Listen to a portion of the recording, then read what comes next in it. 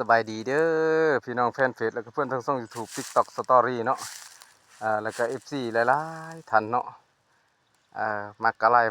มักกะไลถึกใจกระแสพี่น้องอ่า FC หลายๆท่านเนาะคลิปนี้เป็นคลิปเบิ่งแบบอย่างพี่น้องลูกสาวลูกชายปลูกหอมบัวพี่น้องนี่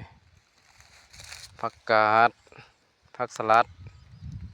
แล้วก็มีหลายอย่างพี่น้องเอ้ยนี่สวนแบบน้อยๆพี่น้องแต่ว่าปลูกแบบพอกินพออยากพี่น้องเอ้ยนี่ตึกเงาพี่น้อง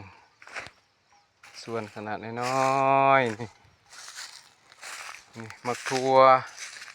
แล้วก็มักแตงพี่น้องเอ้ยนี่มักทั่วมักแตงก็สิเป็นหลายพันพี่น้องนี่ปลูกแบบนี้ก็มีพี่น้องเอ้ยนี่เบิ่งเอาเด้อพี่น้องเด้อนี่ปลูกตามกกเขาพี่น้องพี่น้องเคยปลูกบ่แต่สำหรับ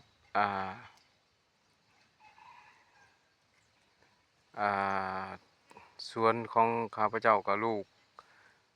ลูกสาวเนาะเพิ่นปลูกทดสอบเบิ่งว่ามันสิงามส่ำใดก็ให้พี่น้องเฮาได้เบิ่งได้ชมนำกันนะพี่น้องมักกะไลถึกใจกระแสนี่เด้อเด้อพี่น้องเด้อ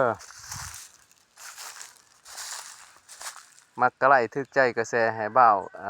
ผู้ดงอันนั้นแนลเนาะหรือว่าบ่าวผู้ดงกล้วยบรูเด้อนี่นะฮะ